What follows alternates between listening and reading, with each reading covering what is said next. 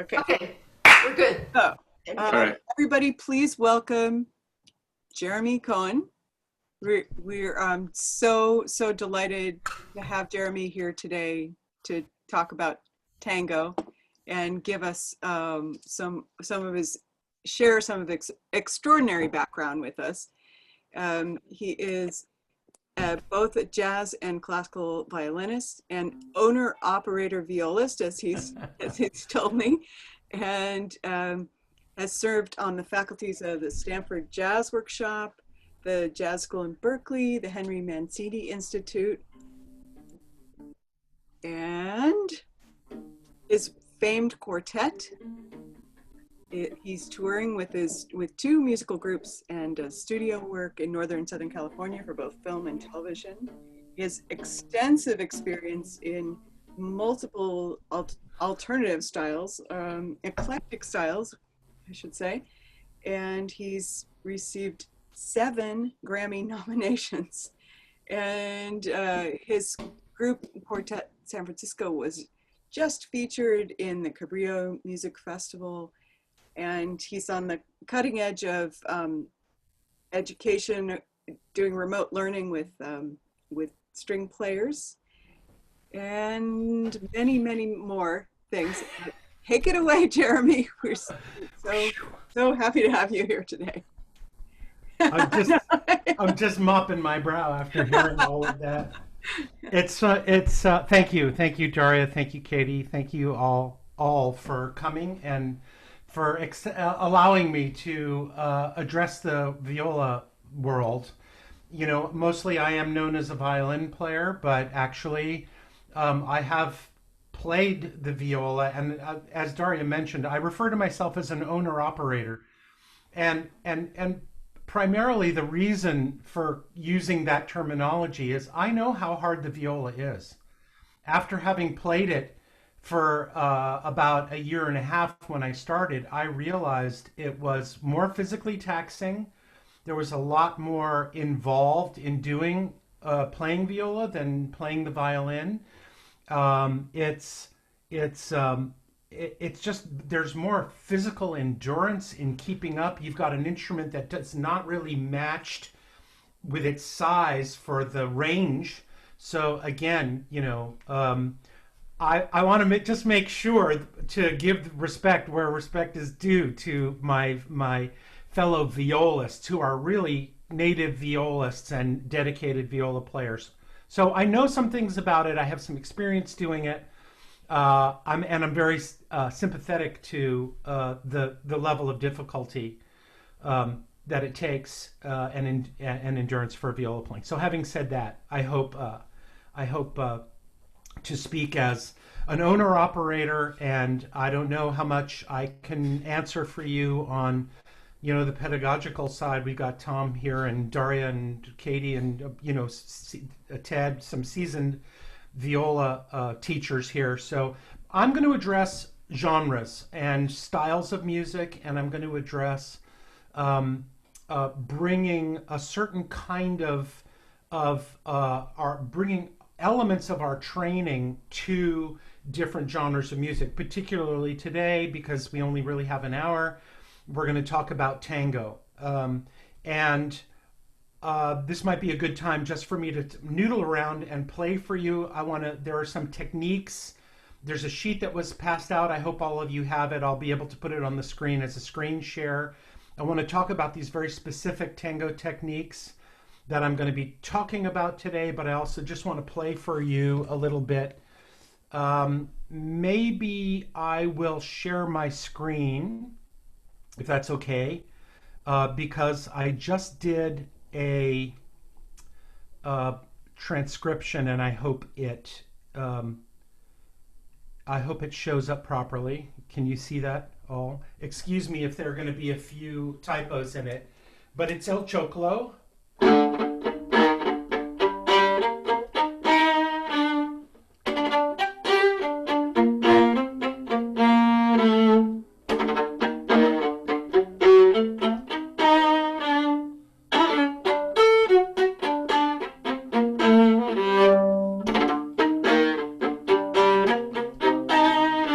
This would also I'm going to stop, talk, play, and keep doing a lot of things. If I were playing the bass line or accompaniment to this, I would be doing something like this.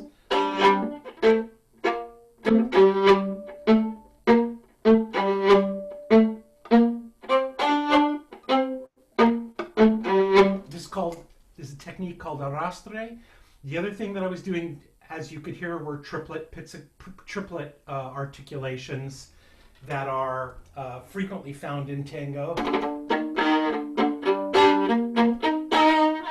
Also, there are other rhythmic kind of affectations.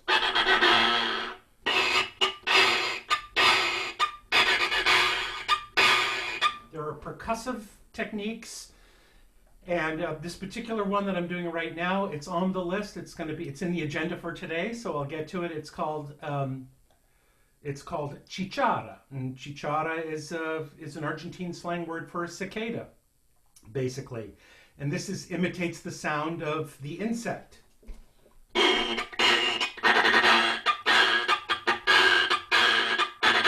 There are very specific ways, however, that they're achieved. And I was lucky enough to be involved in a show for 22 months in San Francisco between 1995 and 1997 called Forever Tango. And due to a unusual set of circumstances, the show came from Buenos Aires to Los Angeles. It did not do very well in Los Angeles, but they needed to pick up a viola player there who was Jimbo Ross. And I don't know if any of you know, Katie, you probably know Jimbo Ross, a great blues viola player, somebody you should definitely look up after the class. But I had lived in LA for some years. Jimbo was involved in the show in Los Angeles, and they came to San Francisco and they needed a second violinist. And so basically what happened was I got a gig at the Theater on the Square in San Francisco playing tango with an all Argentine orchestra. And that show lasted, it was a hit. And I found myself ensconced, is that the right term? I mean, embroiled, no, in cahoots, in working 8 shows a week with an all Argentine cast. Most of the musicians, it had an 11-piece orchestra. Most of them spoke no English, literally. Eventually, that first violinist had to go back to his job in Buenos Aires, and they decided to hold an audition. Rather, they were considering bringing another real tanguero back from Buenos Aires to play the show, and they also decided they'd have a little bit of an audition. And I worked very, very hard with the first violin player. There were only 2 violins, well, string quartet only, 2 violins, 1 viola, 1 cello. They decided to invest in me.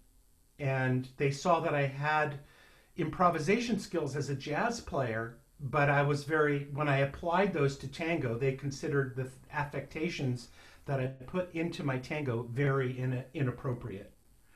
But they found that I had a certain kind of flexibility and decided to train me. And so I had to come for the next 2 months to the show 2 hours early every day and work with the first violin player. So I really got trained on very, very specific tango techniques for string players. And so a lot of the things that I'm sharing with you, I learned from Argentines. And they are, I don't know if you know many Argentines, but they're sort of like the Italians of South America, very well dressed, very elegant, very emotional, very committed musically, and very, very specific about this genre of music. Okay, a brief lecture, but a little bit about my background in tango. Forever Tango left, and I had young children. I couldn't go on the road, so I at that time had just started Quartet San Francisco a couple of years later, and of course, the wonderful Emily Onderdonk was the original violist in Quartet San Francisco, and I started to write a lot of tangos for string quartet, and that's really where the first Grammy nomination for Quartet San Francisco came out of our first CD, which was mostly Latin and tango music. Okay, so I took the the discipline of tango, and I tried to infuse it, because my Argentine friends were gone, into the structure of string quartet. And we may be one of the first. I'm sure other string quartets have played tangos before us, but we were one of the first people, traditional styled classical rooted string quartet, that were really focused on very specific tango techniques. Okay, so just playing chichara got me going on that. So that, triplet ricochets. You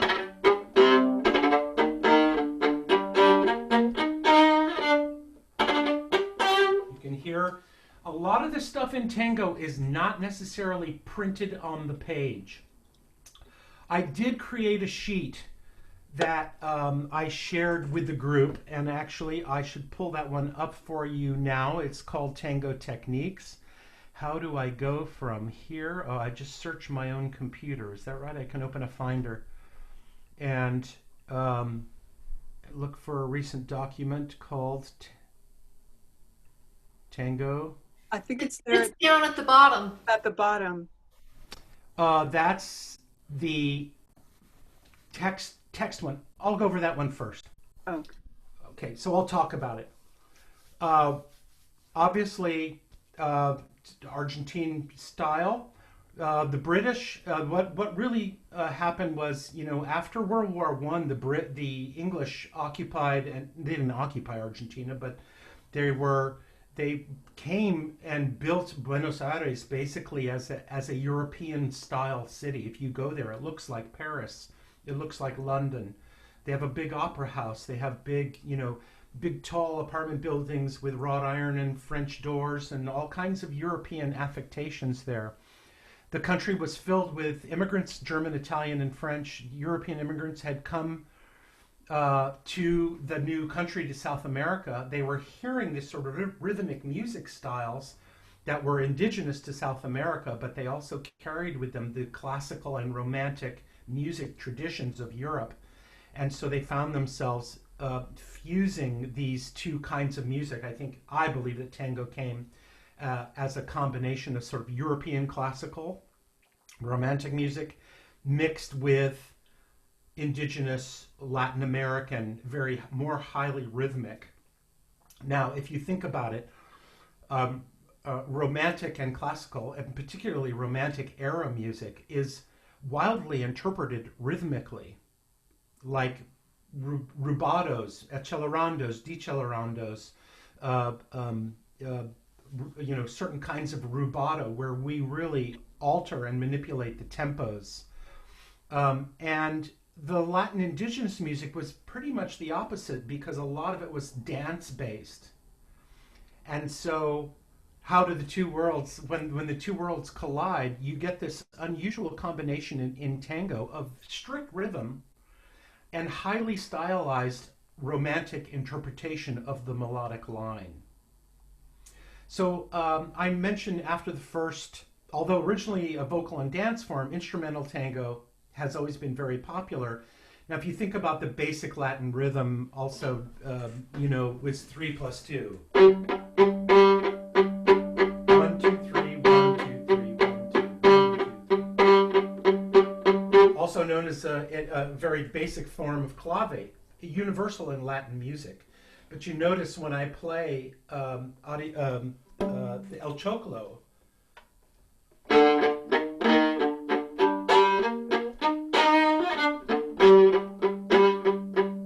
the underlying rhythm.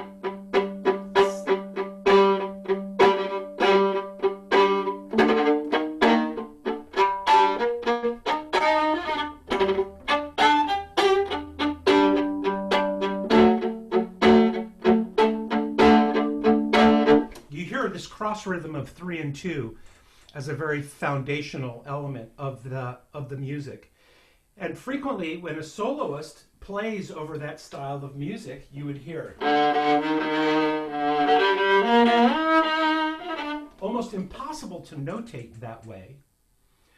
You'd have to do all kinds of crazy rhythmic writing in order to do that. So what happens is the tangueros do this kind of wild interpretation, rhythmic interpretation, based on sitting on top of a very structured, steady rhythm.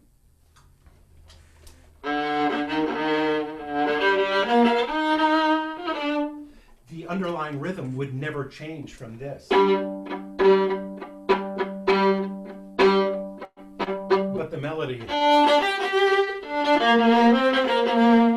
almost like Fritz, I used to refer to it as Fritz Kreisler on drugs, you know, really wildly interpreted and not.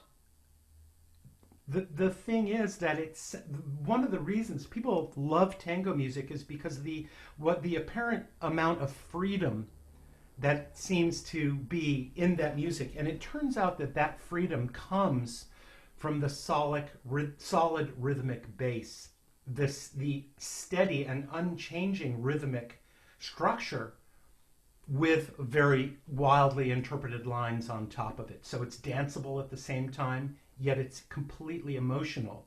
It has a very highly emotional content. Okay, technique. It should be said early on that string players must get used to playing in the lower half. If you noticed, all of my playing, except for the ricochet, which I do in the middle of the bow with a flattened hair, in order to get the, and we're going to do that together in a little bit.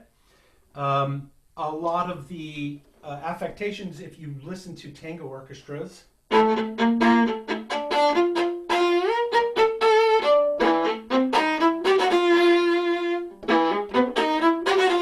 Piazzolla,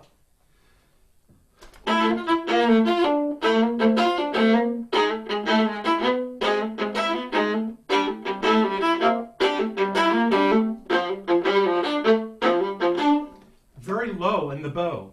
Part of the reason is that control comes from having good rhythm and being, I tend to liken it very much to the way a drummer holds a stick. If we keep our bow close to the source of rhythm and energy, which is in the lower half, I find that a lot of students have problems playing tangos because they go beyond the middle of the bow.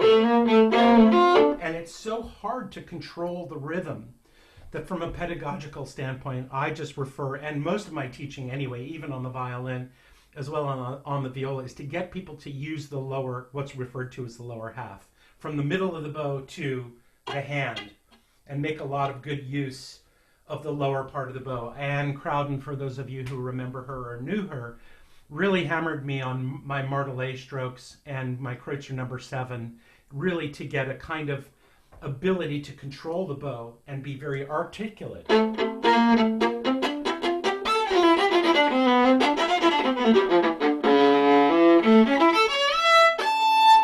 a lot of control based on the lower half of the bow near the hand. Okay, so player must get used to controlling the bow at the frog. The essential element of steady time, which is what I addressed earlier, this piece comme il faut.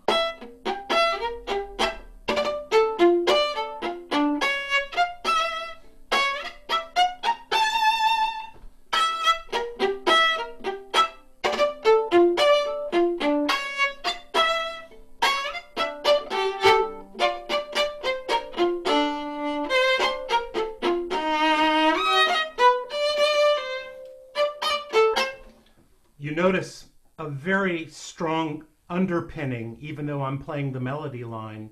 It's as if there was a rhythm section playing along with it. You immediately feel the rhythmic structure in the music. So that's going to be very important in tango.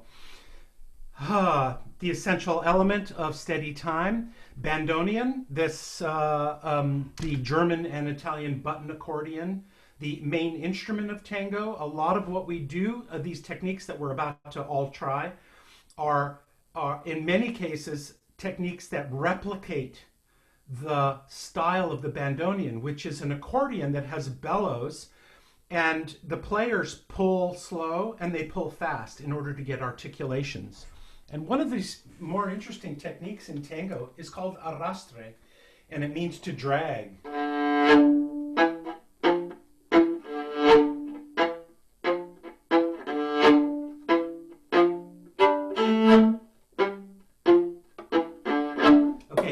I put out a sheet on that. We're going to get to that in just a second.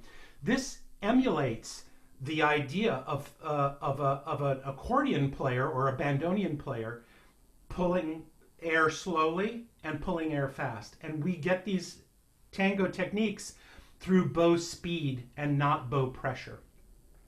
Acceleration of the speed of the arm. Ba, ba, ba. Slow to fast. If we combine it with pressure, what do we get? We get a lot of crush. It's too heavily articulated in the beginning of the note. We really want we want to pick and roll like a martelet, so that the note is articulated in the beginning of the note, and then an acceleration of the speed.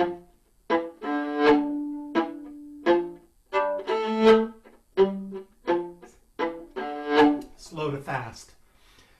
The focus of the note is to arrive on the beat with accelerated speed, so that the fastest part of the bow and the fastest part of the stroke is released on the beat, and the beat is pre-articulated by an eighth note. If you were going to write this out, and we have a sheet for this, you'd see a previous eighth note and then 4 quarters.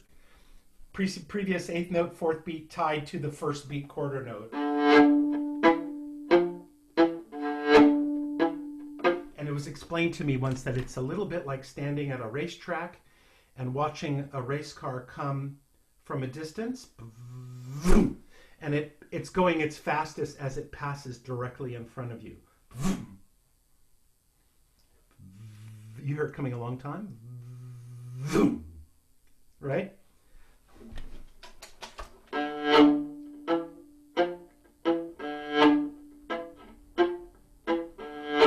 Okay, I'm going to go through the sheet and then we'll start playing. Piazzolla versus other traditions. Astor Piazzolla, perhaps the most well-known Argentine tango composer, popular here.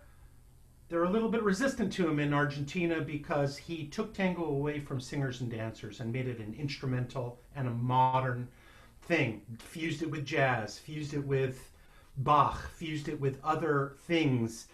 It upset a lot of Argentines, Astor Piazzolla. They embrace him because he's super famous. But a lot of tango purists still resist what he did, taking tango away from straight up romantic sung and danced music. Many great tangueros preceded him. I encourage you, and there's resource material on the sheet, to look at some of the previous famous tango orchestras and their style of playing. DiCarlo. When you watch these tango orchestras, it's brilliant to see how physically engaged these players are. Okay, Piazzolla was the founder of Nuevo Tango, which is a virtuosic instrumental form. Remember, the Argentines were upset with this because they believed in the sung and dance tango, and Piazzolla said, hey, forget you, we're going to do instrumental tango. This is for instrumental. Astor Piazzolla's music is tango for instrumentalists, largely. Very few things that are sung. His expansion of tango was initially met with much resistance. In order to fully appreciate where Piazzolla took tango, it's important to understand the roots that he came from.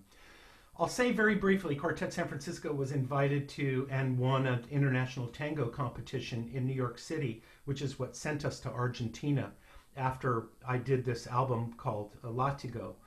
And I remember the finals, the previous night when we were set up to play in the finals, one of the main judges came up to me and he said, what are you playing? And I named a couple of pieces, and one of them was by Piazzolla. And he said to me, he took me aside and he said, you don't really have to play the Piazzolla. It's okay.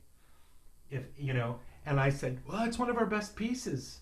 It was of Gardel. It was an interpretation of Lieber Tango or something. He said, well, okay, if you want to, it's okay. But really, it's not important if you don't play it. Don't worry. So, glossary of articulations. Now we're getting somewhere. Okay, Chichara, let's try it. Okay, let me give you a quick explanation.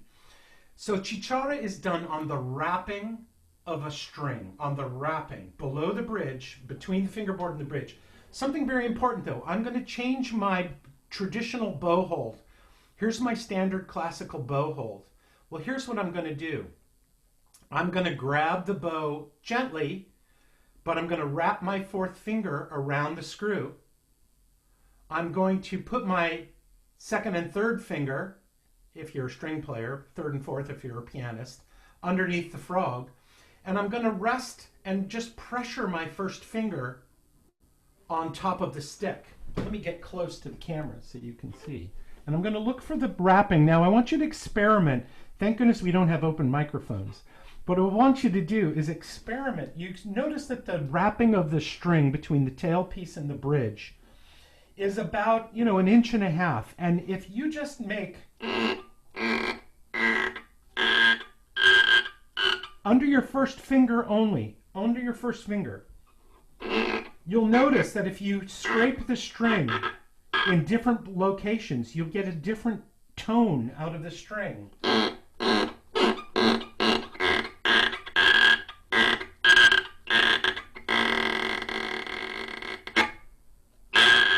And here's what I want you to try to do. Find the place where you get the fattest sound, the most resonance from the surface of the instrument. Like some have a deeper tone and some have a very thin, scratchy tone. Sounds very croaky. I like this viola. It's got a good frog, bull, sort of a toadish.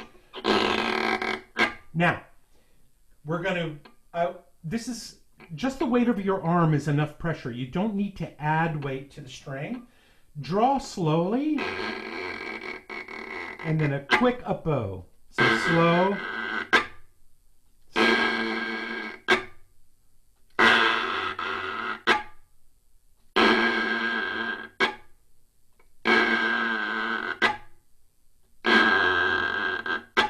Good.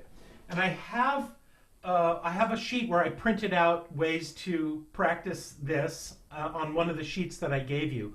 This is the sound of chichara. Notice that also there's an element here. This is a percussive rhythm. Don't think of it as melodic. Think of it as adding percussion to a piece. And remember, it's a microphone killer. It's the loudest thing in the room.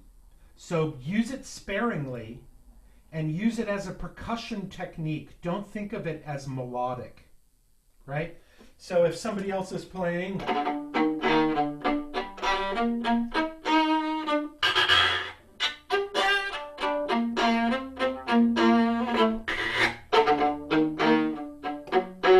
or if I were just chichara,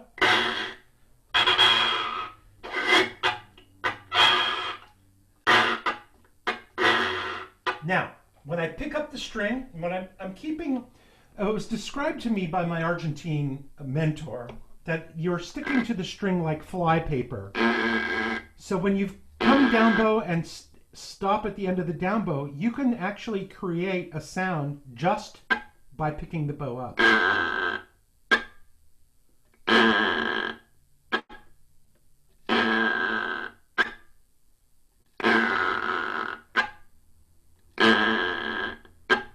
Now I've written some rhythms on the sheet that are like this.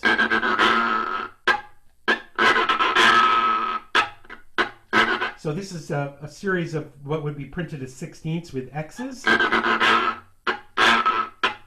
And the up bows are also part of the rhythmic pattern.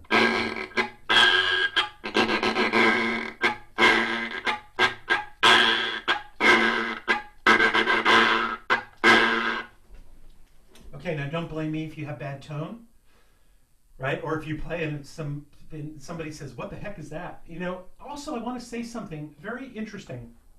When I use that technique and somebody's not necessarily familiar with tango, frequently they find it funny or amusing or cute. The Argentines don't. It's a percussion technique and it's dead serious. Like it's meant to add color and flavor and style to the music. It's not done to be cute, and it's not done to be anything other than a rhythmic and structural part. And it's very important to say this because as violists and as string players, we need to understand that that we are now assuming the job of percussionist. you do play a melodic instrument, but you need to be able to separate the function of playing a melodic based reality, which has been pretty much our reality for our entire lives. But here I am in fact functioning as a part of a rhythm section, or as a rhythm section member if there's another percussionist, right? So be able to separate in your mind the fact that and remember, too much is too much. This can eat up a room, it can eat up a band, it can be the prevailing sound in a room. So you really want to do it sparingly.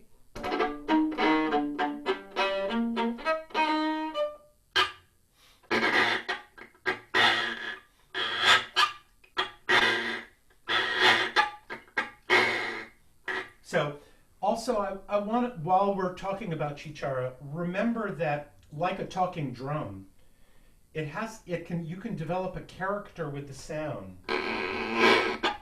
by adding speed, little bits of speed from slow to fast.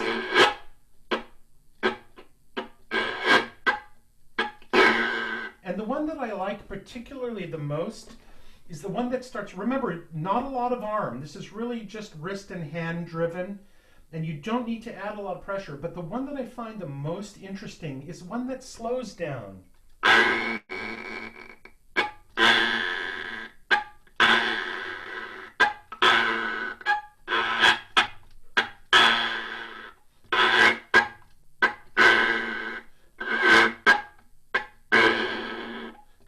So use of speed is critical in chichara, for a good chichara. I have tango technique things on YouTube that address it. And if you'd like, if anybody requests, I'm happy to make more YouTube tutorials for you to share with your colleagues, share with your students, share with your friends. I'm all about sharing all of this information as much as I know with all string players who are interested to do it. Okay, that's chichara, number one. Latigo, which really essentially just means whip. And it's the same as a French glissando. But two things here. I wrote a piece called Tango Toscana, and it's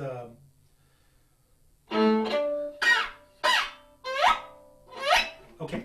So there's a descending gliss and there's an ascending gliss. Ascending gliss.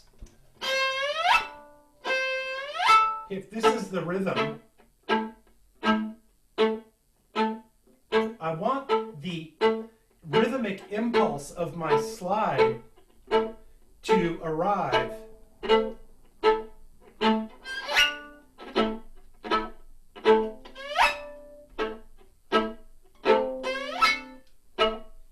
my ascending slide arrives on the beat. My descending slides follow the beat.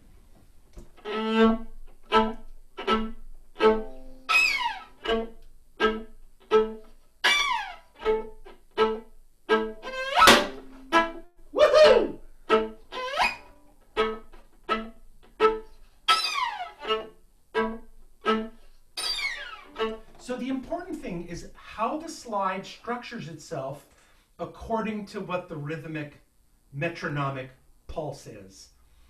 It doesn't work to slide, I mean, I have found, and you may find otherwise, whoa, I really knocked my A string for a loop there. I got a good piece of the viola on that one, didn't I? Okay, so ascending slides come to arrive at the beat, the release of the note.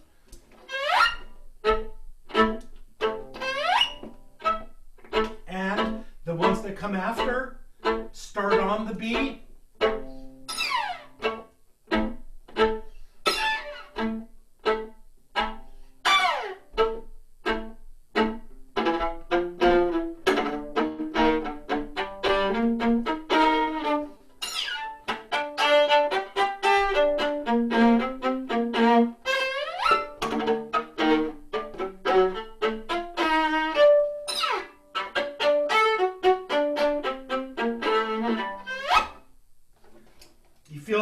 You feel how it precedes the beat or follows the beat in the rhythmic structure. Okay, those are also, typical classical techniques, but when we put them in the context of percussion, then they become terribly important from a percussion element standpoint. String players really, I find, generally need to divide their mind out between I'm a time player, I'm a structure player, or I'm a melodic. My reality is melodic. And most string players are not used to the being a responsible rhythm section person. I think Katie, having played in Turtle Island, just knows a little bit more about providing rhythmic backup for. And frankly, if you played viola in a Haydn string quartet, you know a hell of a lot about backing up and providing good solid time. It's the same thing.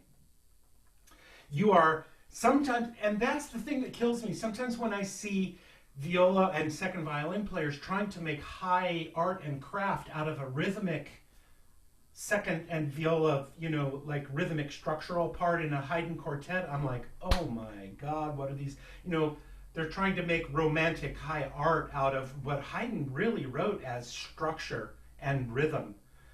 The wonderful thing about playing in a string quartet for me is that we get to provide our own internal rhythmic structure, and we get to be the timekeepers. And I find that this is a reality frequently that not enough string players share. You get a good share of it as a violist, and you can see a lot of violinists just don't pay any attention to it at all. I apologize for my friends and colleagues that run away with all the marbles because they think they can. It just makes the music worse, right? You know that. We all know that. Okay, all right, I won't go on too long. Tambour. So that's latigo, whip. Okay? Remember, it's the same thing as a gliss, but it's about where it sits in the structure of the music. Either it precedes a beat and accelerates to the beat, slow to fast, or I'm using a biggest element of all of this is actually speeds, rates of falling. You don't want to do all your glisses in one speed. I frequently tell my students to shift when they're working, going from first to third or third to fifth position. I tell them to shift in the tempo of the piece that they're playing. Sometimes they fire off shifts too fast structurally for the metronomic pulse of the piece, right? So this is also be able to manipulate your bow speeds and the rate of sliding and be able to accelerate and decelerate according to the style of the piece you're playing in. Does anybody have any questions? I know I will give, a big old wall of data, and I hope it's useful to everyone. But if anybody has a question, Daria, are you looking out for what, am I running off the rails, Katie, here? Yeah, I think for now, if people have questions, they could type them in or they could note them, and we could try to catch them later. Okay. I'll run through these and then we'll look at the sheets, and that'll probably be most of the time that we've assigned for this. You saw, here's triplet pizzicatos. Now it's really, I can do it without a bow and I can do it with a bow. When you first start trying it, do it over something soft like a mattress or a carpet, because that piece that I played earlier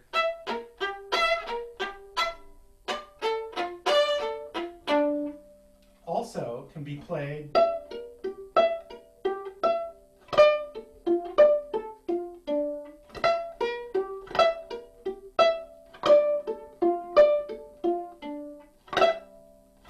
this is a 4. So here's what happens. This is a 4-3-2 grip.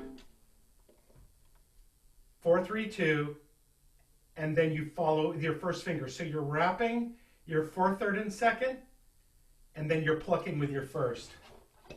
In slow motion. Hold up.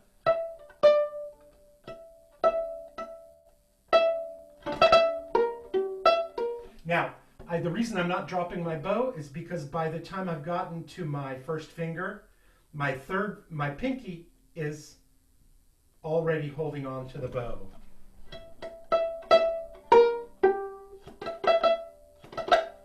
And it's also best done somewhere over the fingerboard, not near, so when I pitch, I'm anchoring my thumb on the bottom of the fingerboard, like a traditional classical, right, pizzicato. But now I'm rapping.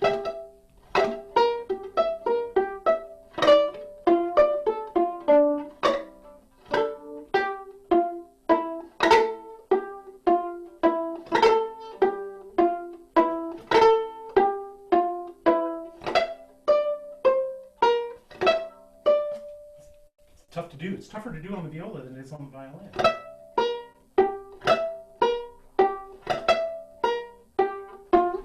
Again, the string player, the string section of the tango orchestra, providing a rhythmic structural function to the music.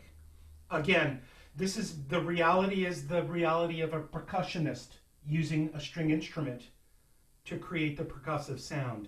Strappata, I think I skipped. Ricochet bow in the upper half as a grace note.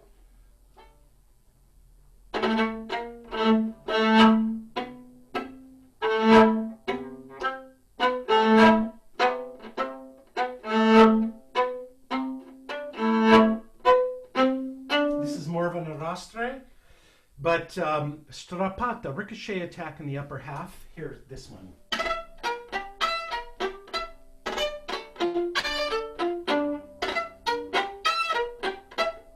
In slow motion, down, down, up, back to the frog, down, down, up,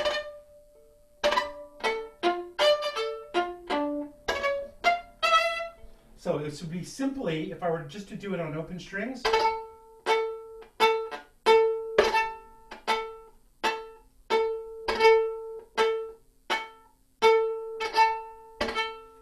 okay. The best way to get these techniques is to use a flat hair from the bow. Don't curve and use a playing edge, but flatten the hair. So what you're doing is maximizing the surface contact between the bow. So all you have to do is gently toss, get two of them going down and one of them coming up.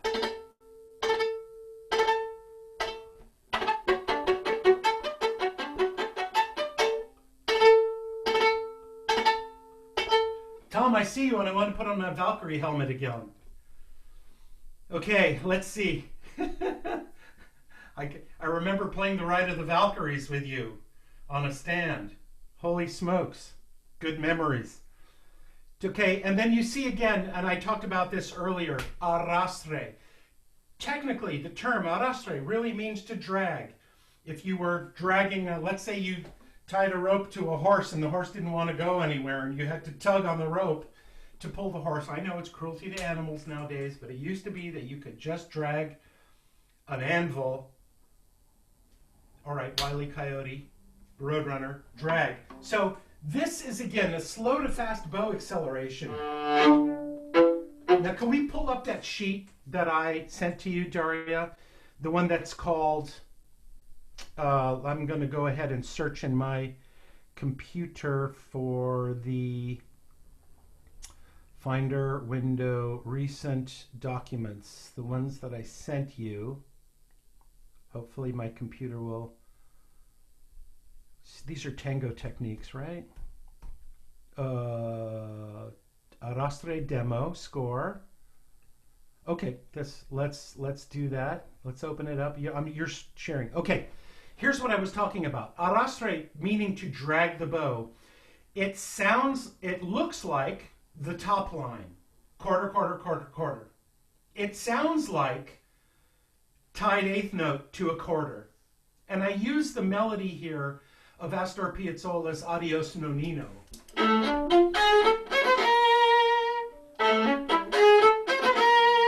And here you will see, and the reason I bring this up is, frequently in tango music, you will not see these arrastres. These are stylizations that are added to the music because you know these basic techniques. So I'll show you what it looks like. but it's going to sound like.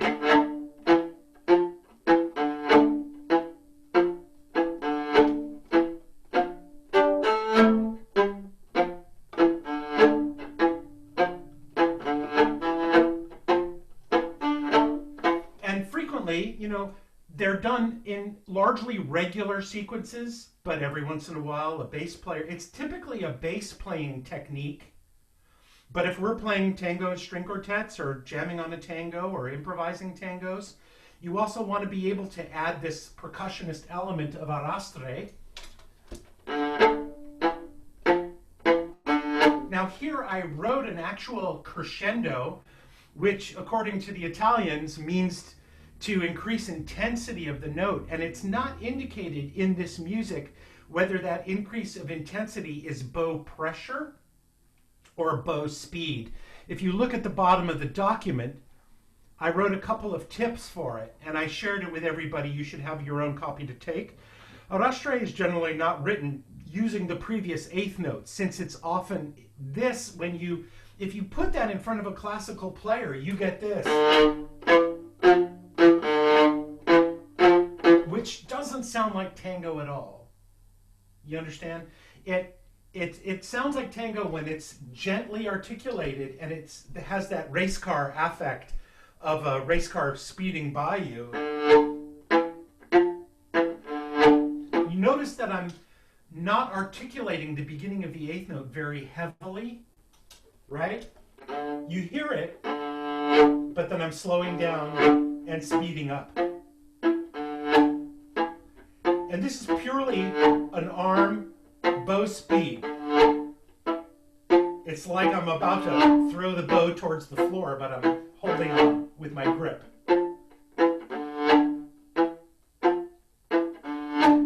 Right? Very effective and very dramatic. And also be careful not to overdo it, because if you do it all the time, it loses its impact. Right? If you use it, if you pepper it into the music on occasion, it can be very powerful and can give, you know, the Argentines, I just want to say this because we don't have all that much time. The one thing I noticed about playing with all Argentines and being trained as an American in conservatory and in music school and being trained as an American musician, learning genres and learning styles, one thing I learned from playing with the tangueros, and they were all from Buenos Aires, was that these musicians and these dancers were interpreting who they were, who they are. It's very meaningful to them. That's why I say we don't do these techniques to be cute. They use them as forms of expression to express their deepest feeling and emotion and commitment to the music using these specific techniques. So if we do a chichara, and you got to understand, people will laugh when they hear it because they don't hear it that much on the string instrument. What the hell are you doing? It sounds like a duck. What do you mean it sounds like a duck? But I'm not meaning to express duckness. But for people that are hearing it for the first time, you got to understand that they may chuckle and they may think it's cute. They're surprised by it and shocked by it. But if you do it with a certain kind of commitment to the technique, they get it eventually. You're functioning as a percussionist and you're adding strong technical elements. Okay, it's important to understand how it's achieved and then only occasionally adding it for tango style. It's printed this way here for demonstration of the technique, right? If you see a printed eighth note before, it won't be interpreted properly necessarily by classically trained players. Very subtle. And in coaching tangos, you want to tell people to teach them to stylize a note certain ways and make decisions about where it would work and where it doesn't work. Acceleration of the bow speed, slow to fast, from the previous eighth note to the downbeat. In other words, the fastest bow speed happens where the metronomic beat happens. So I'm accelerating to the beat. If here's my tempo. Sorry. Hardwood to hardwood.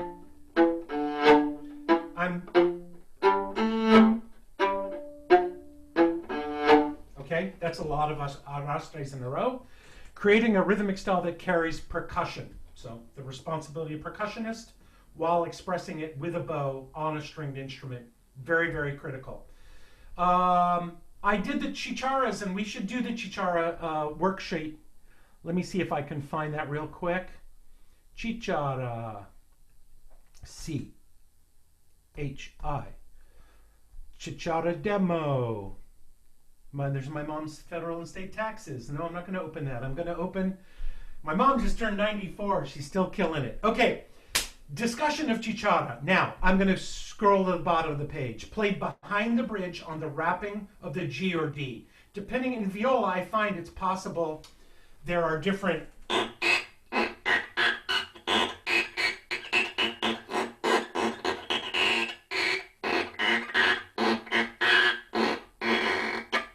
I like the G on this particular... You notice the myriad of different sounds that happen from it? Like if I just test out the different locations. Remember, flat hair, curled pinky, flattened first finger. Not a traditional bow hold, a percussive bow hold. I'm holding it like it's a stick from a tree.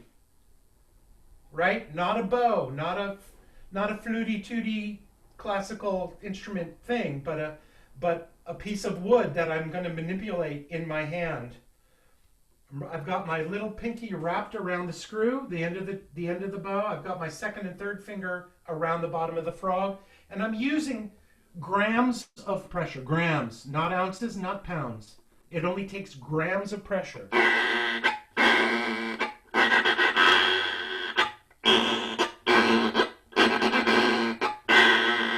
Okay, and I wrote out a few typical chichara rhythms. If you listen to Fernando Suarez Paz, who just passed away 2 weeks ago, Piazzolla's fiddle player, he should rest in peace. He does some amazing chichara, and you should listen to the style and rhythms that he used in his tango music, and frankly, listen to any good tango band that uses chichara as a percussive element of the music. So, in a regular 4/4, 2, 3, 4.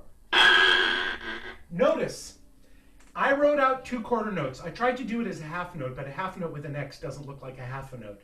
So I wrote 2 quarters, tied them together, and wrote a decrescendo, which means a deceleration of the speed of the bow. So start moving.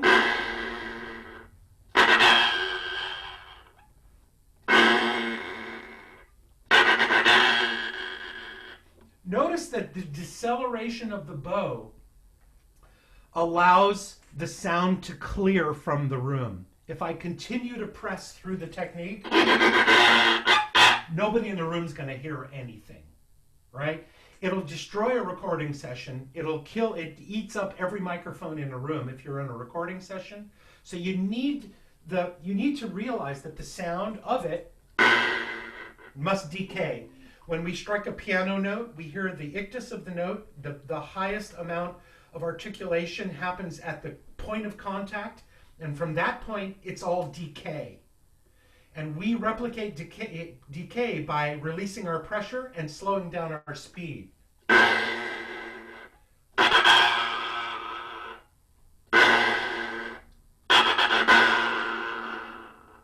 Okay, that's number 1. And then I wrote out, just, for your entertainment and pleasure, some varying rhythms. So number 2 will go like this. 1, 2, 3.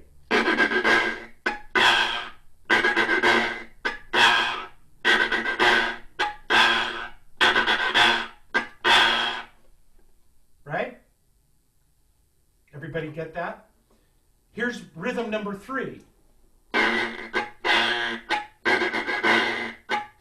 Now remember, I'm looking for just that. I'm listening for the percussive sound of the up bow. I'm pretty happy with just a click, right? I'm getting pretty much... Remember not to travel too far on the down bow stroke. It's more vertical, straight up and down, than it is horizontal motion. Too much motion from the arm falls, it sort of gets unwieldy and out of control. If we keep it near the hand and close to the wrist,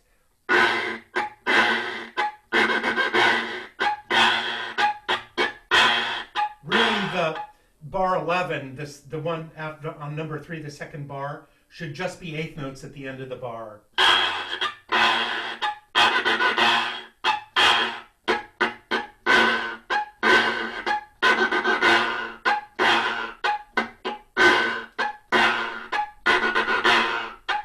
Tom, how's my tone? Okay? Okay, all right. Tom, how's my tone sounding? Pretty bad, right? Oh, thanks. My hero. Articulate, release, martelate-ish. So there's an ictus and then a releastus. Ictus, releascus. I don't speak Latin. I'm doing a terrible job. Okay, that's chichara, anarastre, triple pizzicato, ricochet. These are all specific to tango and find ways. Now let's go back to the original document. I'm going to stop again and make sure if anybody, please, if you have any questions, I'm happy to be careful. I'll answer it, and I'll probably have a lot to say. We're putting them in the chat. Oh, yeah. So. Oh, of course you are. And I am looking for that chat window. So Katie asks, do you twist your wrist to get to your first finger? And I think this is about the pizzicato triplets. Yes. No wrist twisting. I'm still expressing, sorry, are you seeing me? I need to get back to my Zoom window. Why am I not seeing you? Here. Okay. So to answer your question, Katie, really I'm expressing pretty much a straight line from my elbow all the way to my first set of knuckles.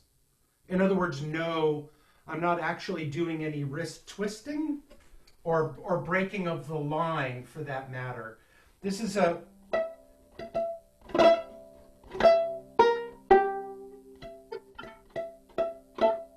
so in slow motion, I'm hooking the bow with my first finger to start.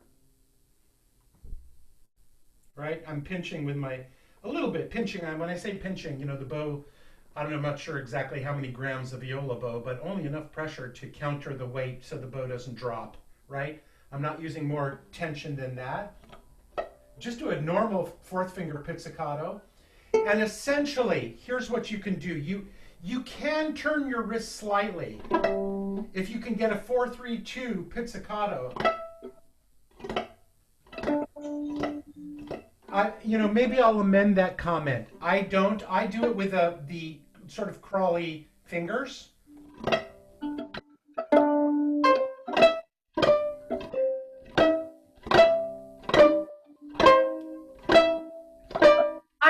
I'm just scraping on the top of the instrument with my fingernails, which doesn't seem to like a good long-term plan.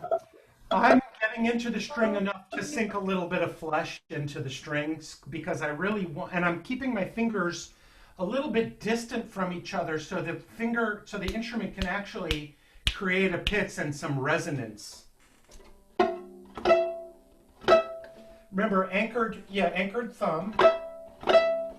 Actually, Katie, I would say a little bit stiffer with the fingers, a little more structural. So it's just the fanning of your fingers with slightly, your fingers are very soft.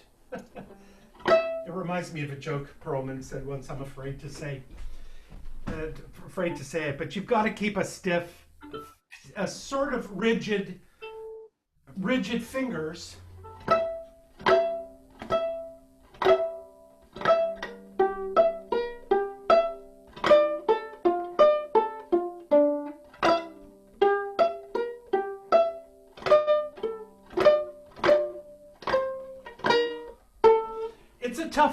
It's a tough one. You don't get it from trying it once or twice. It's a lot of trial and error. That looks pretty good, Ted. Keep the fingers, make sure that you can separate your fingers a little bit so you get that rat-a-tat, ta-da-da-da sound. Yeah.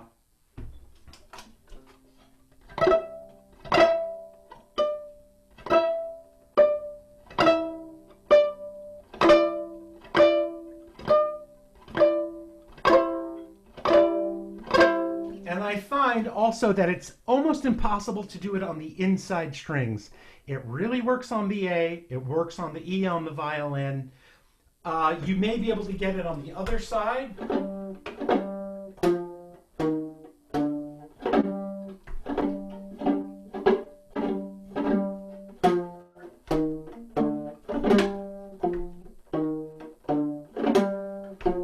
It does work for the C. Except I keep my hand completely independent and just put it in the right place. And I'm fanning my fingers. In other words, they're staying somewhat rigid. Keep them rigid and keep them open. Daria, I can see that the first knuckle of your right hand is very flexible, and I think I'd rather you kind of stiffen your hand. So it's hitting the string with 3 sticks. And then loosen up.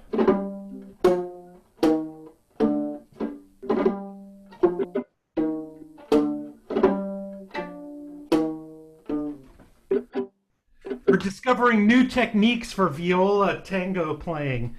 And also for any kind of other improvisatory playing, tango. We can take these techniques and apply them to other styles of music. But I find when I always try to separate myself genre-wise. If I'm playing classical, I try to not pepper it with a bunch of jazzy stuff. It kind of draws a certain kind of negative attention when you have a lot of people who are focused on learning a certain or playing a certain style of piece, and you're sort of all over the map peppering things with things from different styles. Professionally, I've learned after a lot of years of maybe inappropriate behavior in some situations where I just find it was drawing a certain kind of attention to myself that wasn't really helping the situation that I was in. You know, you can, like for example, chichara can destroy a room full of kids if you get them started on it. You've got to be able to stop them and start them. And you've got to control them like a bull with a ring around its nose, because once they hear the sound, they get overjoyed, and that's all they want to do for the next half hour. You'll hear nothing but squawking. I see questions. Okay. To learn the pitch triplets, practice without bow first. Yeah, and then when you do pick up the bow, make sure you do it over a soft surface. You know, you may drop it. So remember, I'm catching it, and then I'm releasing from one side of my hand to the other. So I'm holding on to it with my first, and then I'm holding on to it with I'm starting with holding here, pitzing, and then grabbing with my first. So do it near a soft surface on top of pillows so that you get used to how the technique works in the hand. Chichara demo, chichara arrastre. Okay, I'm opening up the floor. That's a bunch, an hour and 10 minutes of me pontificating on stuff. Let's talk. What do you want to know? Marta asks, where is your right thumb for the chichara? Marta Toby? Yes. Hey, Marta. How are you? I'm sorry, the question again? I was stunned. It's Marta. Well, I didn't see where your thumb was. It stays on the stick? On the triplet pizzas? No, on the chichara. It's underneath. Oh, very good point. Hold on a second. So I'm sort of flattening my thumb. In other words, my traditional technique for holding the bow has a curved thumb coming into to between the wrapping and the frog. If I go to chichara, let me adjust. I'm really just placing my thumb against the flat surface of the side of the stick. And then how do you get any motion in your wrist? At that point, my wrist is kind of immobile. Yes, you don't. I do it with, because think of the stick, think of the bow as literally as a stick. Like we Okay. don't need that kind of classical Okay. flexibility up It's and just down. the whole arm. Yeah, whole arm, except there's a tendency when you do a whole arm technique to get very tired in the shoulder from doing it. So it is whole arm, but I try to keep a dropped profile so you're not tensing tensing your whole arm is really using 8 pounds of arm to do a 2-ounce event. I always tell my students I could drop a 20-pound turkey on your elbow and your arm wouldn't move. So try to keep a relaxed shoulder. But funny, it's just the wrong angle to. But I'm sort of laying the thumb against the bow because I'm holding it like a stick. I'm really not even thinking of it as a bow. It's just a stick in my hand that I can do this scrubby technique with. It's so great to see you. I haven't talked to you in ages. I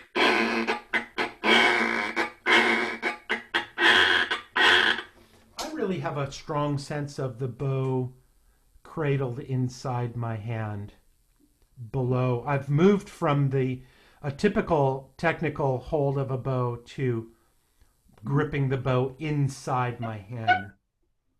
Yep. Okay, who else?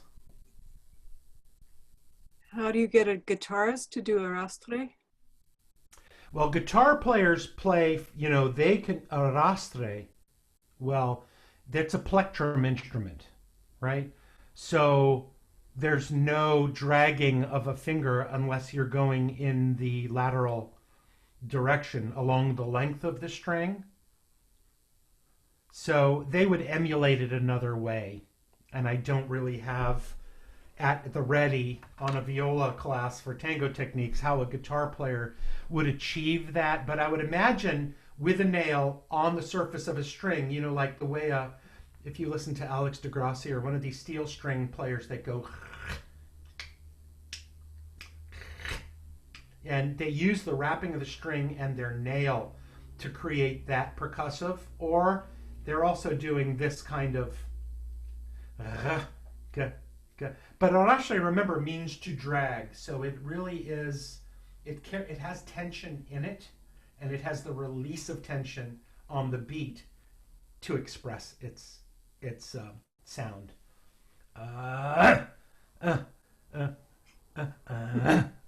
It's got a grunt or a groan to it, sort of like you're clearing your throat. Anyone else? Let me see who's here. Hello, everybody. Hey, Madison. Is this interesting? Good. I hope you like. Quick question about latigo. Latigo. Latigo. Thank you. Is it generally always on a down bow or up bow, or do you have to think about that? Like, No, I am a firm believer that it works in both, but I think I would have a problem doing a latigo with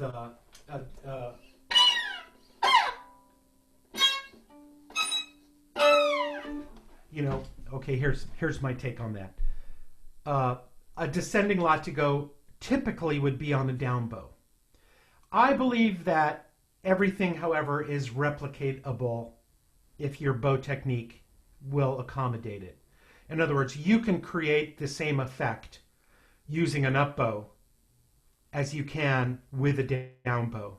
And frankly, we in Quartet San Francisco, with some of the complex, more rhythmically complex, if I've got players playing in other parts of the bow to create some other kind of accompaniment, and I need them to replicate a technique where they are on the stick, then you've got to be able to do it. But typically, these ascending latigos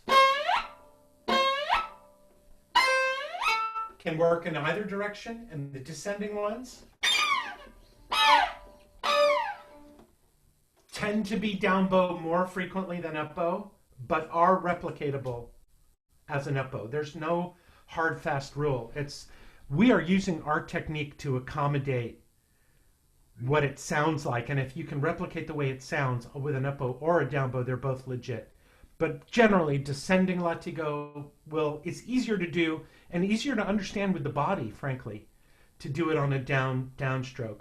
Remember, release the energy, release the pressure.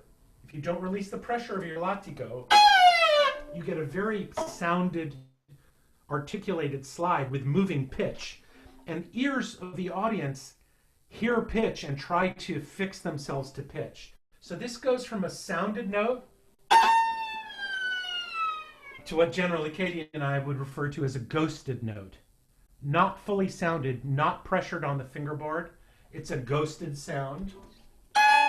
From pitch to the release of pressure. Otherwise, we start sounding a lot like we're meowing on the viola. Or what's a medium-sized cat anyway?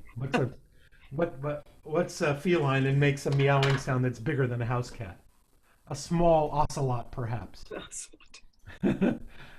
You know what I mean? So be very conscious of, especially also with arrastre and with chichara. The pressure is key. Releasing of pressure.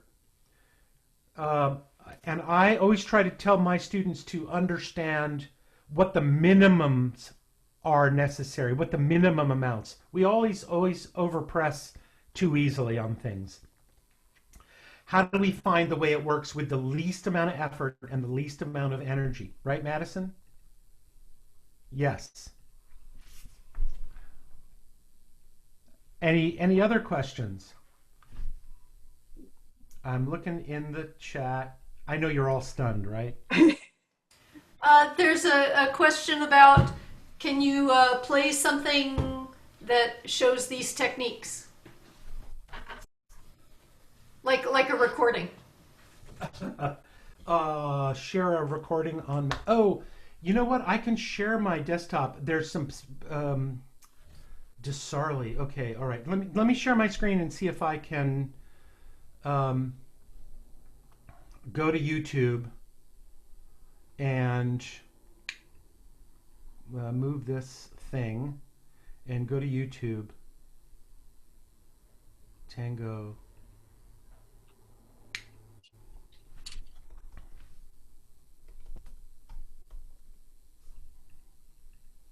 Are you seeing my screen? We know everything you watch. Now we know. Oh yeah, let's take a look. What have I been up to? Groucho Marx and Phyllis Diller. Come on. Sheep discovers how to use a trampoline. Come, let's see that one. That one is amazing. I've seen that one. Yeah, I'll show you my history on YouTube. It's pretty. Okay, let's see. This orchestra, when you see them play.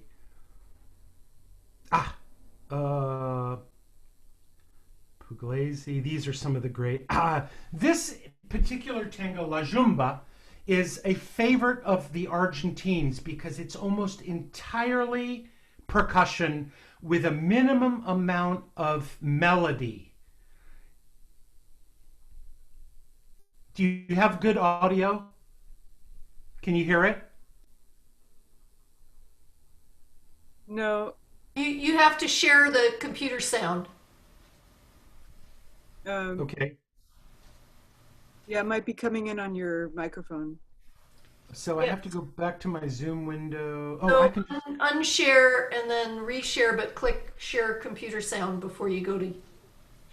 share screen, share computer sound, share, and your Zoom audio device. No, I'm going to do it from another computer. Hold on a minute. I want you to see Desarli orchestra violin string section.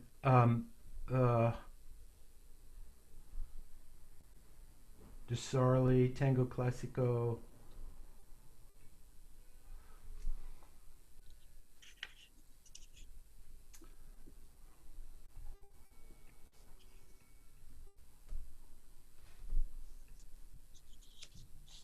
Sorry, I'm going to see if I can pull it up. Champagne Tango, Astor Piazzolla, Champagne.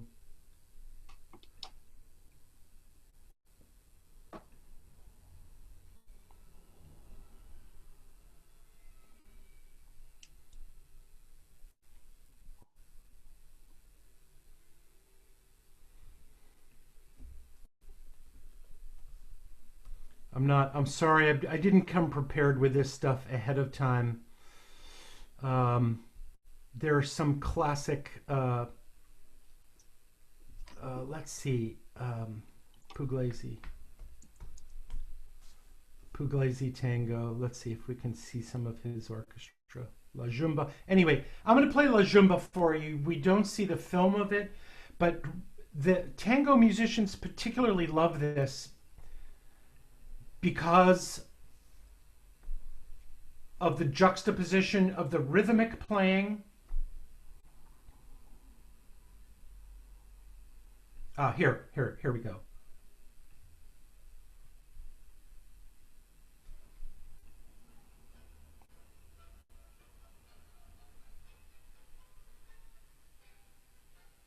The audio's not coming through. It is very faint. Maybe you can just turn it up. I think it's because you're probably selected your microphone as the sound input. Oh, I can fix that. Yeah, for Zoom.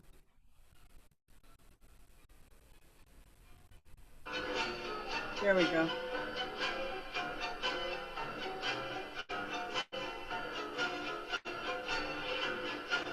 Look at these pictures of the string players playing at the Frog.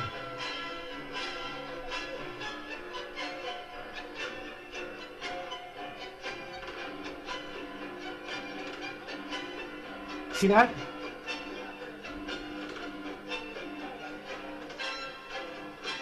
See the triplet pizzicatos? Did you see that? Check it out.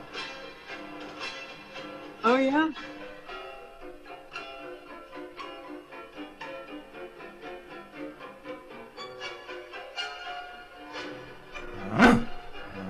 Arrastre from the bass. Look at the bass player. Watch the hand of the bass player. You see the speed acceleration? Check it out. It's coming up. Yeah, right?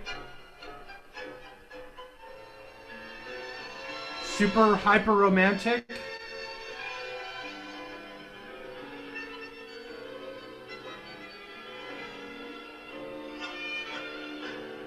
Back to rhythm. Yeah. All arrastre in the bass. See the speed acceleration of the bandoneons? Fast and slow. I know this guy, Victor, on the right. He played in Forever Tango.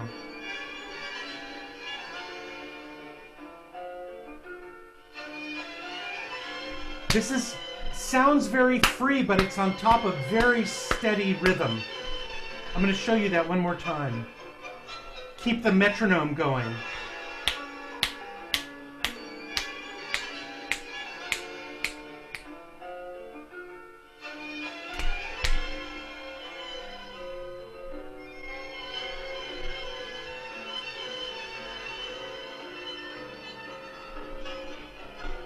But yeah, okay. So let me stop that share. Oh, so.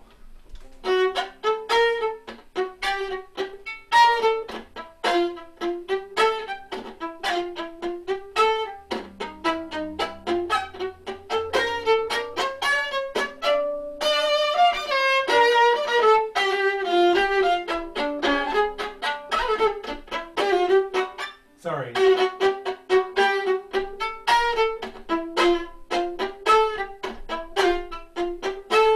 In slow motion,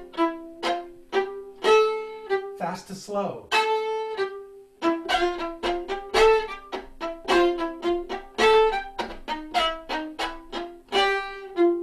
Not this.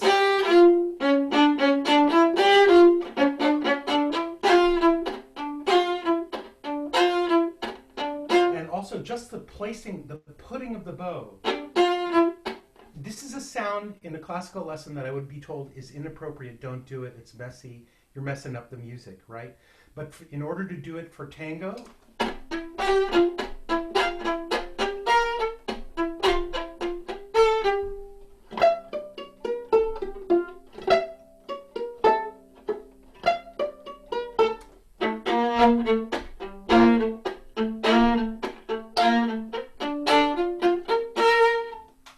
triplet, fast slow, triplet, fast slow.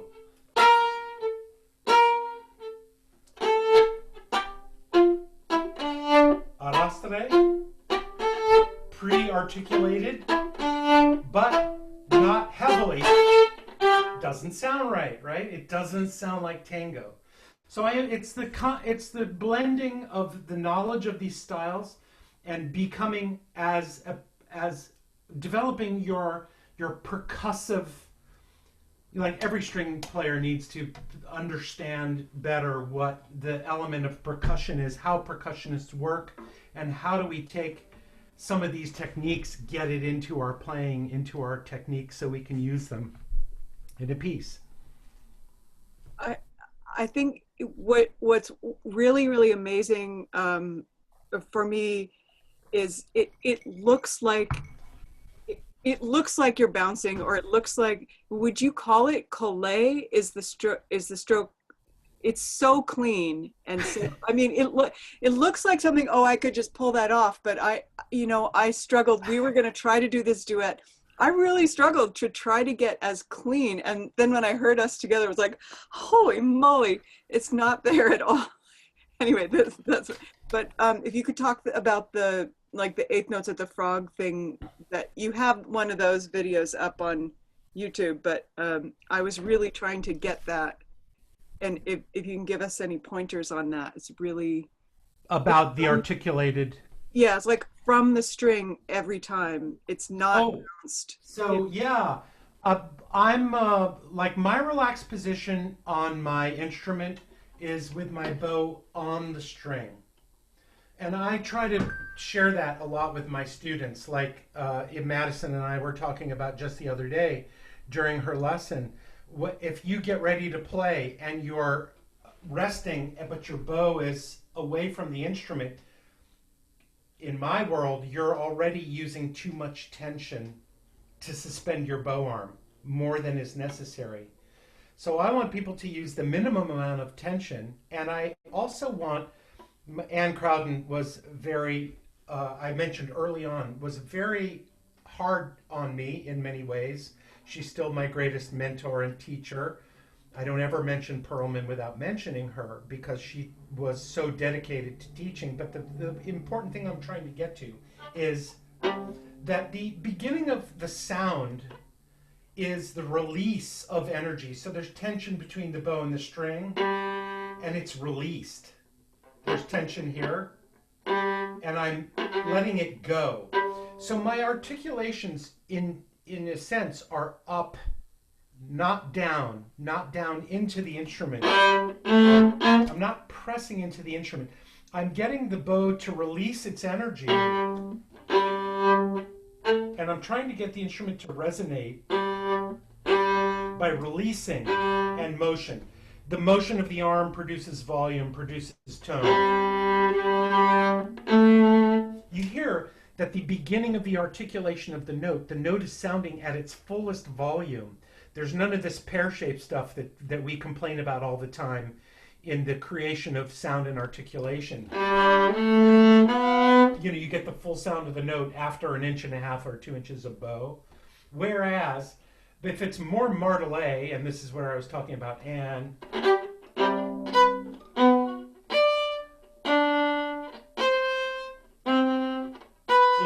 the sound of the note is created from the release of the energy and literally the drift of the bow. I'm not pressing for sound. I'm not using my first finger to bear weight in, or the level of my arm to elevate my arm to push. So to answer your comment,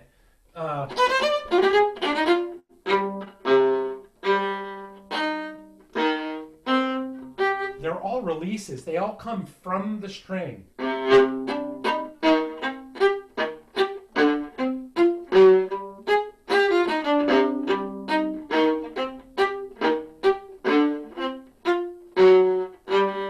Everything's 3 grams of, literally, and I'm kidding you not, 3 grams of pressure released combined with motion.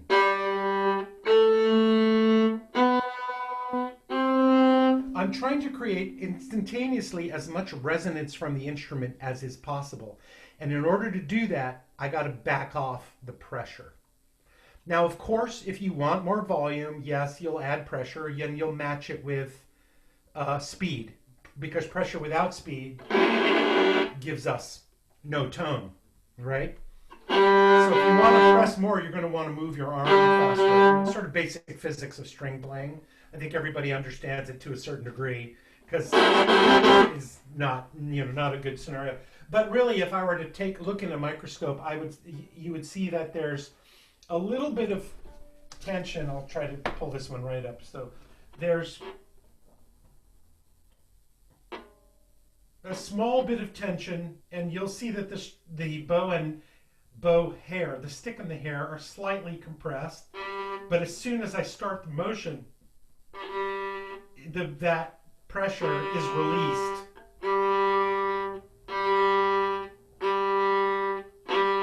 And that's, in a way, I mean, in my jazz and in my tango and even in my classical music, my playing tends to be articulated that way. It sounds more, there's more crispness to the attack of the note. And that's the reason, that's the reason. It's a small amount of connection with the hand, and then the release of that energy combined with motion that creates maximum amount of resonance from the instrument in my world. And then a lot of that matched with playing in the lower half, having the bow control to be able to do that near the frog. Because most kids, if we're teaching kids, they're just chasing away from the middle of the bow to the tip, because that's where the instrument doesn't sound like hell. Because they use too much energy and too much force and pressure from the hand and from the arm bearing into the string, the instrument chokes. If you think about it, we resonate better when we're being massaged, when we're being gently massaged. You don't, if somebody's pressuring you or, putting pressure on you, I'm much more uncomfortable when, if I'm being bossed around, frankly. If I have stuff to clean up in the backyard and I don't want to do it, I want to play on my computer. And my wife says, hey, Jeremy, when were you going to pick up that stuff you said you're going to pick up? I'm cranky because I'm being pushed. Well, instruments are the same thing as humans, How do we get them to find their maximum resonance? And generally, that's from backing off and being more gentle, maximizing the degree of contact between the bow hair and the surface of the string, but not downward pressure.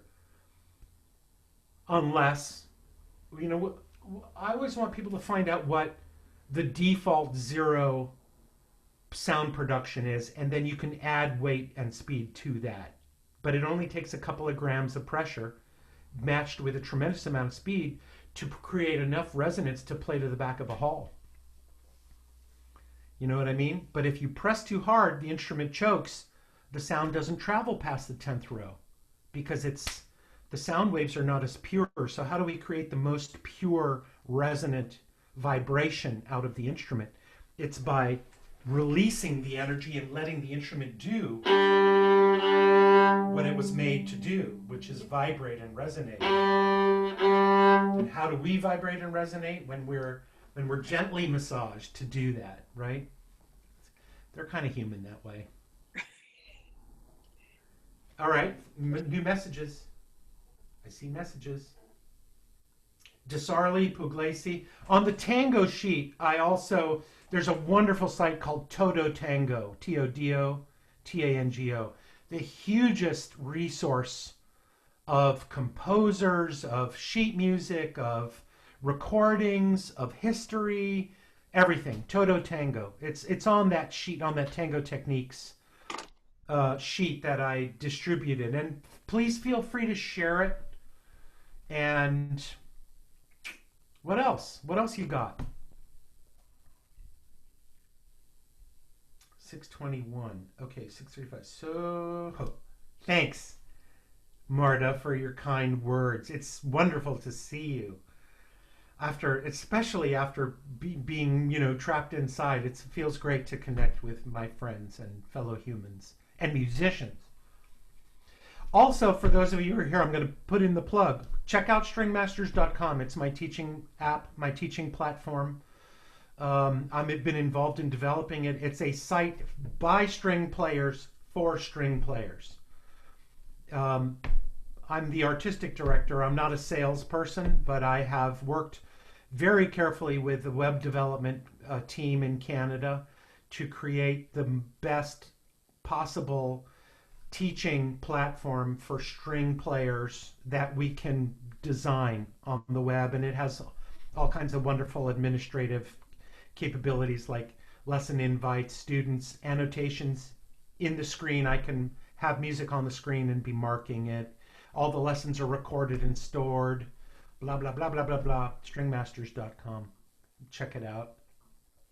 I'm not involved in sales, and I've never, I've been involved as a developer of it. I'm not a paid person. I don't, it's not a job, but I think it's better than anything that's out there. But people need to learn it. It's not everybody's been pushed to Zoom, but Zoom's it's getting better, but it's not quite have the capabilities of what String Masters has.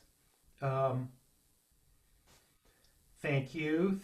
Gracias por todo. That's nice. Thank you, Christina. I think I'm exhausted. Well, I'm not really exhausted. I could go on. Just try me, ask a question, but I'm happy to continue to share if anybody has anything they want me to say or do, or someone's got to make dinner. It's me in this case, but I don't have to go. But that's it. Tango techniques. I'm easy to find online. You can search me. I've got a ton of YouTubes, and this is just my tango reality. I also have a full-on jazz band and a string quartet, and I consider myself just a string player and not owned by any particular genre of music. I apply my technique to the genres of music that I love. Tangos, jazz, blues, improvisation, Latin music, recording different styles, and I love folk music, I love bluegrass, I love country western, I love western swing, I love, what I want to do is sound appropriate in the genres in which I play. I don't want to sound like I'm a classical violinist or violist trying to play in another style. So what I feel is important as a teacher is to expand our vocabulary so that we can adapt to various styles of music and be a constructive part of any ensemble that we play with, and whether that means operating in a rhythmic capacity or a melodic capacity as a support player or as a melodic player. Violists have the support capacity built in because of your literature and the music you play and the way you interface with other musicians. Violinists, not so much. A lot of them really need more awareness training about the underlying structures and fundamentals and functionality of the music they're playing. So in the jazz and blues workshop, I really talk about different elements: being a percussionist, being a bass player, being a comping rhythm player, providing chord information, and being a soloist or an improvising player. And there are the individual jobs of individual band members that string players really benefit from knowing those functions, because we tend to live in one reality. Violinists more so than violists. Violists tend to understand it more. Because why? Probably because they're smarter. You'll all agree with me on that, I'm sure. Jeremy, at the risk of exhausting you and everyone else, with all those different styles that you are playing, do you have like a practice routine or a favorite warm up or favorite etude that you like to do? I mean, how do you stay on top of your game in your You know, ways? my go-to to really test where I'm at and what kind of control I have usually has me defaulting to Bach. How cleanliness, intonation, articulation, bow, connection to the string, tone production. I have a really crummy answer to your question. You know, my favorite piece is whatever I'm playing at the moment, or I'm in trouble. Yeah. You know, but if I really want to test my concentration ability and how well I'm connected, I used to either juggle in the morning to see how my hand-eye coordination was, or I would pick up in most cases, my violin and play Bach to, and just listen to how clean it is. And from there, I can make adjustments. If, you know, my bow changes are even microns off from where my brain knows they ought to be, I can hear the inequities or the transgressions, if you will, in the sound, and work to improve them. That's sort of the bellwether. Otherwise, whatever I'm working on, I always try to practice with as much efficiency as possible, because practice time, even during COVID, can be quite challenged with, it's amazing how many things I need to do in a day, or how many ways. One thing I learned right away in COVID was how much time I actually waste not doing what I need to do by being able to leave the house. When I couldn't get out of the house in March and I was mostly trapped in the house, I really got a big window, because I couldn't just jump into the car and go out to the store or go driving somewhere, go to San Francisco for sport. I was stuck in the house, and I really got a whole review personally on the ways in which I find to not do what I feel like I should be doing, or how to waste time. Other than that, Bach is really the answer. It all comes back to that. You know, find a movement in Bach that you really love and you love to play, and use it or any piece that you love, to use as a constant, so that you have the history of your playing it to reference. You at your best, you at your worst, the right arm working, the left arm working.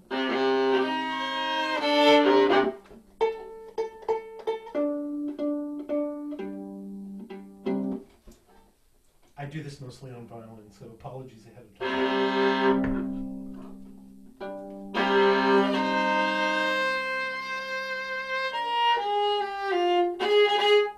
Big instrument.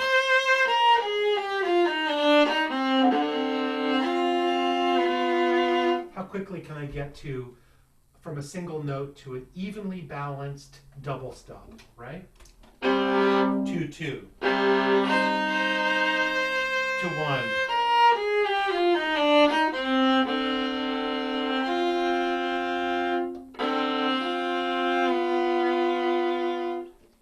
There's so much data in that much playing alone that I'm almost instantaneously informed about the quality of my focus, the quality of my concentration, whether my thoughts are pure between the conversation between the music in my head and what's coming out of my instrument, how immediately those things are actually connected with accuracy. These are universal string playing, you know, matters. And I don't know if Madison's gone, but, you know, I spend a lot of time, oh, here you are. I spend a lot of time trying to teach students to be aware of their playing and their physical, the things that happen on the instrument that cause, when they know how the music's supposed to go, the ability to analyze why it's not going according to what their ear knows is the truth, right? Is the way the piece actually goes.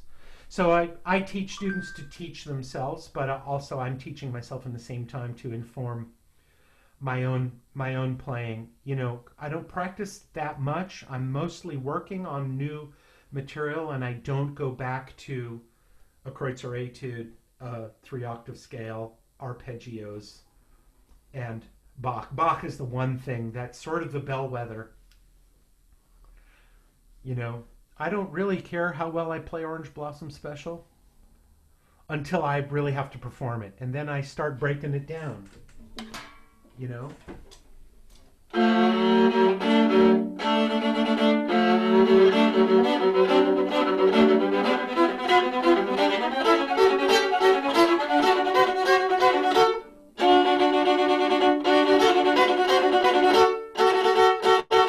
How evenly sounding are all of these things? Are my arm levels reaching the right level? I'm training myself as I play the viola all the time because I'm used to my physical parameters as a violin player. My body has to recalibrate everything to play the viola. So, but it's whatever I pick up, whatever I'm playing is the new reality, and I let my brain and body do all the adjustments to create the larger spaces for the larger instrument, the bigger arm motions for string crossings. All of those things are the things I'm listening to when I'm playing and practicing the Bach. Balance. Everything is about balance, I think.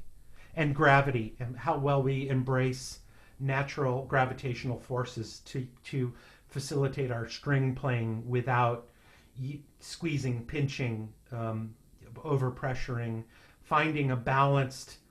I've really spent a lot of time talking about exactly how heavy the bow is so that students start to learn a certain kind of sensitivity to the fact that they're literally, if they're playing the violin, they are holding a 2-ounce piece of wood in their hand. Now, how much body energy are they throwing at it? In the case of viola, how many grams is a viola bow?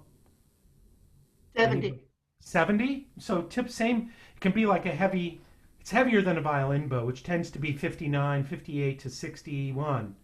So 10 grams heavier, not even a whole ounce. So 70 grams is not even 3 ounces. Think about it. It's 3 ounces. How much energy with your body, are you manipulating a 3-ounce piece of wood?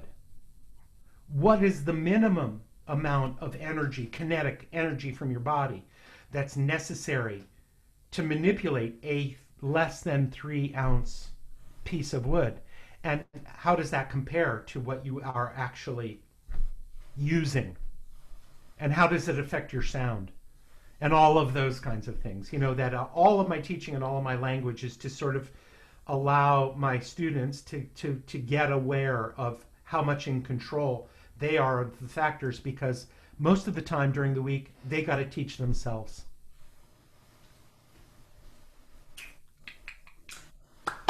Thank you Thank so you. much.